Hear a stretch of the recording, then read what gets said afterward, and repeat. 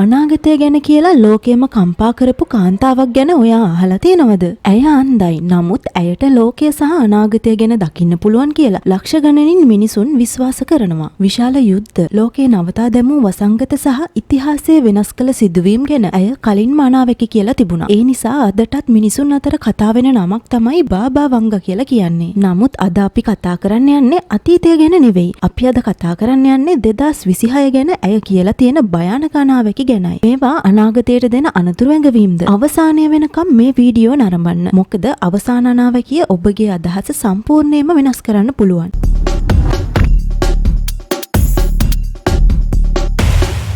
බාබා වංග කියන්නේ බල්ගේරියාවේ උපන් ලෝක ප්‍රසිද්ධ අන්ධ අනාවැකිකාරිනියක් ලෙස සැලකෙන කාන්තාවක්. ඇය කුඩා කාලයේදී සිදු වූ අනතුරක් නිසා ඇයට පෙනීම අහිමි වුණත් එතෙන් පටන් ඇයට අනාගතය දැකීමේ විශේෂ හැකියාවක් තියෙනවා කියලා බොහෝ දෙනා විශ්වාස කළා.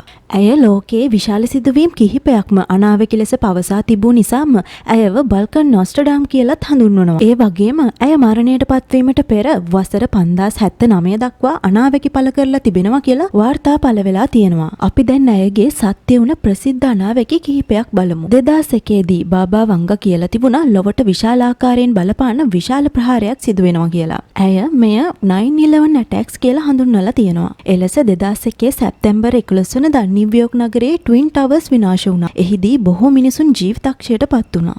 2004 දී ඇය කියලා තිබුණා ආසියාවේ විශාල ජල තරංග සහ මිනිස් ජීවිත විනාශ වීම සහ විපත් සිදුවෙන බව. මෙය huge waves in ආසියා කියලා සඳහන් කර තිබුණා. එය සත්‍ය කරමින් 2004 දෙසැම්බර් 26 විනාශකාරී ලෙස සුනාමි රැළ ඇති වුණා. බොහෝ ප්‍රදේශ විශේෂයෙන් ඉන්දුනීසියාව, ශ්‍රී ලංකාව, තායිලන්තය සහ ඉන්දියන් සාගරය ආශ්‍රිත ජනපද මෙන්ම මිනිස් ජීවිත සහ දේපල විශාල ලෙස අහිමි වුණ බව ඔබ අප හොඳින් දන්නා කරුණක්. තවත් අනාවැකියක් තමයි 2008 ලෝක ආර්ථික අර්බුදය. 2008 දී ලෝක ආර්ථිකය දැඩි අර්බුදයකට මුහුණ දුන්නා.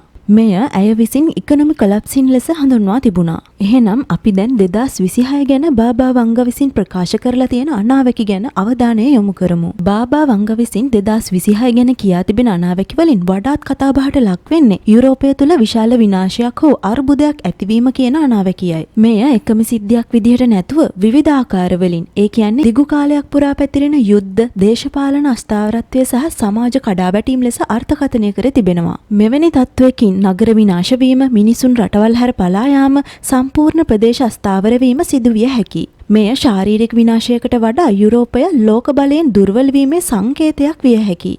බාබා වංග විසින් ප්‍රකාශ කරලා තියෙන තවත් අනාවැකියක් තමයි 2026 දී ලෝක ආර්ථිකය දැඩි අර්බුදයකට මුහුණ දෙනවා කියන එක. මෙහි අර්ථය බැංකු පමණක් කඩාවැටීම නෙමෙයි. එය ජනතාවගේ දෛනික ජීවිතයට ඍජුව බලපාන ආර්ථික කඩාවැටීමක්.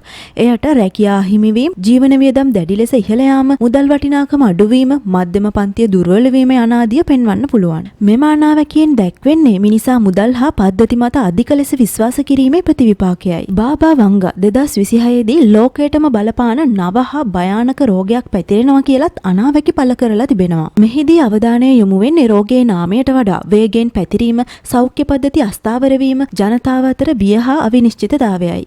කොවිඩ් වසංගතයෙන් පසු මෙම අනාවැකිය ඉතා සත්‍ය විය හැකි එකක් වගේ පේනවා. කෙසේ වෙතත් මෙය වෛද්‍ය අනාවැකියක් නොවන නිසා අනාගතය ගැන බියෙන් ජීවත් වන ආකාරයේ සංකේතවත් කරන අදහසක් ලෙස බලන්නත් පුළුවන්. 2026 දී ස්වභාව ධර්මය මිනිසාගේ ක්‍රියාකාරකම් වලට දැඩි ලෙස ප්‍රතිචාර දක්වනවා කියලත් බාබා වංගාගේ අනාවැකි ලෙස පැතිරෙනවා. මෙයට ඇතුළත් වෙන්නේ විශාල ගම් වතුර, දැඩි වියලි කාලගුණය, උෂ්ණත්වය අසාමාන්‍ය ලෙස ඉහළ යාම, වනාන්තර හා සත්ව විනාශය යනාදියයි. 2025 අවසානයේදී ශ්‍රී ලංකාව ප්‍රදේශ ඉතා විශාල ලෙස බලපෑමට ලක් වූ විශාල ගම් වතුර මෙයට කදිම නිදසුනක්. ඒ වගේම වැසි හා වියලි කාලයේ අසාමාන්‍ය වෙනස්කම් මේ අනාවැකි සමග හොඳින් ගැලපෙනවා.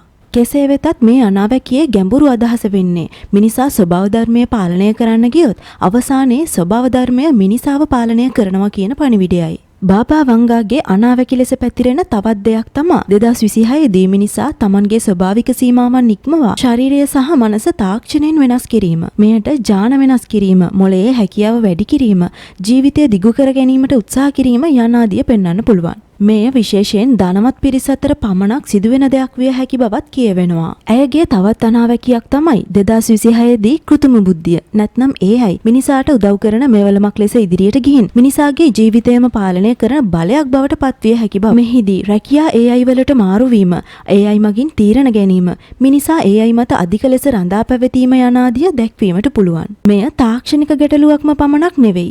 මිනිසා නිර්මාණය කළ දෙය මිනිසාව පාලනය කරන කාලයක් එනවා කියන නෛතික ප්‍රශ්නයක්. කෙසේ වෙතත් මේ අපට වර්තමානයේ හොඳින් දැක ගැනීමට පුළුවන්. මිනිසා දැනටමත් AI තාක්ෂණයේ භාවිතයට නැඹුරු වී තිබෙනවා. AI දියුණු වීමත් සමග දෛනික වැඩ, තීරණ, වාණිජ ක්‍රියාවලිය, වෛද්‍ය, නීති පද්ධති, රැකියා ශාස්ත්‍ර සහ සමාජ පද්ධති වලට මෙය ඍජුවම බලපාලා තියෙනවා. ගොඩක් විශ්ලේෂකයන් පවා කියන්නේ 2026 දී AI තාක්ෂණය මිනිසාගේ ජීවිතයට වැදගත් වන බවත්, නමුත් එය අධික බලයක් ලබා ගන්නේ නම් මිනිසා සහ AI අතර බල සංකූලතාවයක් ඇති වෙන්න පුළුවන් කියලයි. බාබා වංගාගේ අනාවැකිවලට අනුව 2026 දී ලෝක බල මධ්‍යස්ථානය බටහිර රටවල් වලින් ආසියාවට මාරු වෙන බව කියවෙනවා. මේ අනාවැකියෙන් අර්ථ දක්වන්නේ 2026 දී ආසියාවේ රටවල් ලෝක නායකත්වය දිනා ගැනීමට සමත් වන බවයි. මෙය ආර්ථික, තාක්ෂණික, දේශපාලන සහ ජනගහන බලය සම්බන්ධයෙන් සිදුවන ප්‍රධාන වෙනස්කම් ලෙස දැක්වීමට පුළුවන්. බාබා වංගා මේ වන විට විශාල අනාවැකි ප්‍රමාණයක් ඉදිරිපත් කරලා තියෙනවා. ඔබ හිතන්නේ ඒ සියලු අනාවැකි සත්‍ය වුණා කියලාද?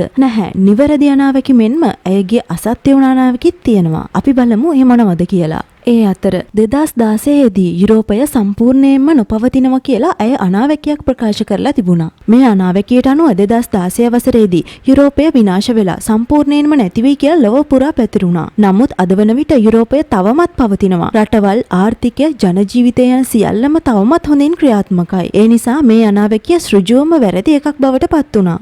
ඒ වගේම 2010 දී ප්‍රින්ස් චාල්ස් අවසන් රජා වන බව ඇය අනාවැකියක් පවසා තිබෙනවා. මේකෙන් කියවෙන්නේ ප්‍රින්ස් චාල්ස් රජ වුණාට පසු බ්‍රිතාන්‍යයේ රාජ්‍යත්වය අවසන් වෙනවා කියන එකයි. නමුත් චාල්ස් තවමත් ජීවත් වෙනවා සහ බ්‍රිතාන්‍ය රාජ්‍යත්වය අවසන් වී නැහැ.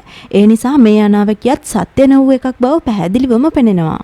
බාබා වංගට වැරදුණු අනිත් අනාවැකිය තමයි 2004 දී රුසියාව සම්පූර්ණයෙන්ම යුරෝපය අත්පත් කරගනී යන්නයි. මේ අනාවැකිය බොහෝ දෙනා අතර බිය සහ කුතුහලය ඇති කළ එකක්. 2004 දීත් ඊට පසුවත් රුසියාව විසින් යුරෝපය සම්පූර්ණයෙන්ම අත්පත් කර ගැනීමක් සිදු වුණේ නැහැ. යුරෝපීය රටවල් තවමත් ස්වාධීනයි. එබැවින් බාබා වංගාගේ මේ අනාවැකියත් අසත්‍ය වුණා. කොහොම වුණත් බාබා වංගා මේ වන විටත් මිය ගිහින්. නමුත් ඇය මිය ගිය පසුත් ඇය පවසා තිබෙනවා යයි කියන අනාවැකි අදටත් ලොව පුරා මිනිසුන් අතර පැතිරෙනවා. නමුත් සැලකිය යුතු කරුණ නම් බාබා වංගා විසින් කියා තිබෙනවා කියලා අද අපට අසන්නට ලැබෙන බොහෝ අනාවැකි ලිඛිත සාක්ෂි නොමැති ඇය මිය ගිය පසු විවිධ අය විසින් විවරණය කරන ලද, අර්ථකථනය කරන ලද මාධ්‍ය වාර්තා, කියවීම් සහ විශ්වාස මත පදනම් වූ ඒවායි. ඒ නිසා මේ වීඩියෝවේ ඇති කරුණු බියවීමට නොව ඒ පිළිබඳව ඔබ තර්කානුකූලව විමසීමට, සිතීමට සහ විවේචනාත්මකව සිතීමට අරමුණු කරගන්න. බාබා වංගා අදටත් ලෝකයේ විද්‍යාත්මකව තහවුරු නො වූ අනාගතය දකින්න හැකියාව ඇති ජනප්‍රියම පුද්ගලයන්ගෙන් එක්කෙක්. කෙසේ වෙතත් ඇයගේ අනාවැකි ලෝකයේ විවිධ අංශවල අදටත් ජනප්‍රියයි. එහෙනම් ඔයාට හිතෙන විදිහට මේ අනාවැකි අනාගතයට අනතුරු ඇඟවීමද නැත්නම් අහඹු සමානකම් හා සිදුවීමද? ඒ ගැන ඔයාගේ අදහස පහලින් කමෙන්ට් කරන්න. ඒ වගේම මේ වීඩියෝ එක ඔයාගේ යාළුවන්ටත් බලන්න ෂෙයා කරන්න. එහෙනම් අදට අපි ගිහින් එන්නම්. ඔබට සුබ දවසක්.